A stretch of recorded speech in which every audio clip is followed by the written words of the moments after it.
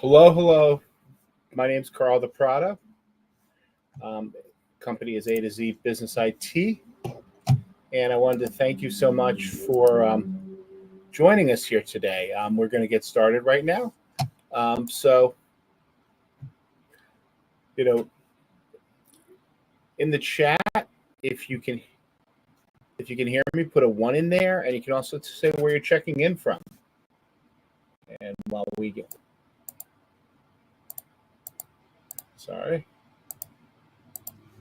All right. So, agenda. So, what we're going to do here is we're going to talk about welcome to our June 28th cybersecurity briefing. Again, my name is Carl DePrado. I am the chief cook, bottle washer for A to Z Business IT. Today, we are going to go over, what the cyber risk landscape is. We're going to take about 15 to 20 minutes maximum today to go over what's happening. We're also going to discuss, who does this actually impact? What are the effects going on? What do we have control over? And how I can use what's happening here in the, with this new reality that we're dealing with as an opportunity to leverage and grow your businesses. So a quick little bit about me. My name's Carl DePrado. I assist our primary focus is on CPA financial firms. We use technology so that so that you can secure and scale and succeed in your businesses. We are really in the business of keeping businesses in business. As a low risk provider for each of our clients, receives a security first approach to our businesses, and we couple that with a distinguished managed compliance and IT services, and we offer high efficiency environments that cut through the red tape. And by doing that, we increase employee loyalty and productivity, and we provide leadership, that really helps increase employee loyalty, productivity, and helps you, the leaders, you guys, with well-deserved free time to work on the things that really matter in your business. A little bit other things. I've been doing this for over 30 years. We are we published a book last year with a few other people that was about small businesses guide to protecting your business from hackers. It was an Amazon bestseller. So what's going on? Most people think that their IT department is protecting them, and I hate to say that that's not the case. We're seeing cybersecurity. This new reality of cybercrime is on a rise. 61% of businesses were hit in 2023. We are seeing over 80% repeat rates. It really can be quite devastating what happens. We see well over 60% of businesses that suffer a major breach honestly go out of business. And that's the new reality that's there. And while the IT departments play a critical role in managing infrastructure, cybersecurity honestly requires a specialized skill and knowledge. You just can't sweep this stuff under the rug. And we find that 98% of the people who are and the companies that do provide IT services are not really set up to provide the proper security and the wherefore to protect our businesses. So that still leaves a lot of businesses still in the lurch. So just to put into perspective of what the talent gap is, the FTC issued a report last year saying that there was a shortage of cybersecurity professionals. That was coming from the government. All of this brings us here today. What can we do? What's the reality? Of what's happening here. So, how does this actually impact us? What's the new stuff? So, just talking about a breach that has been in the news. You guys might have heard about it. We've been definitely talking about it on LinkedIn. It's called the FTC Safeguard Rule. I'm sorry, not the FTC, CDK issued CDK, which is a company that provides business line applications for car dealerships. So about 15,000 throughout North America.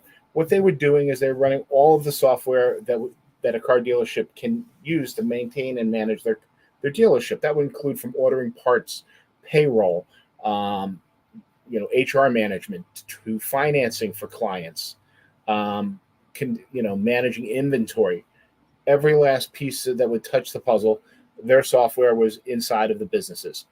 They had a major breach last week, about a week and a half ago, actually, in which 15,000 dealerships were shut down throughout North America. They were basically reduced to currently, if you can get a car, if you can buy a car today from one of these dealerships, they are doing it with pen and paper because their data systems have been broken, have basically collapsed. And so it literally has left these dealerships with struggling to provide services to their customers.